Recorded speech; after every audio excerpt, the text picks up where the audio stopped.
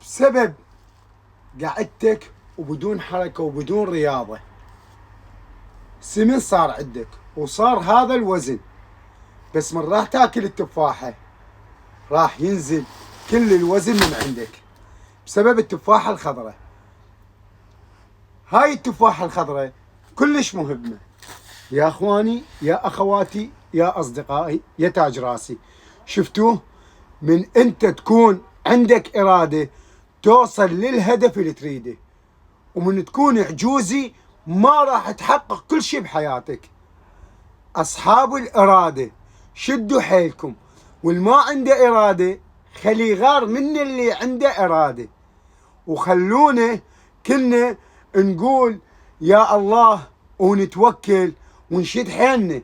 والإرادة أهم شيء، والتجربة أكبر برهان. التفاحة الخضراء تخليك الصبح تقعد شبعان مو جوعان. يا أخواني يا أصدقائي جربوها مدة الشهر التفاحة، وزنك راح ينتهي. وداعا للسمنة، وداعا لأمراض الجسم. سر ما له وجود بالتفاحة الخضراء. جربوها خطيتكم بهالرقبة.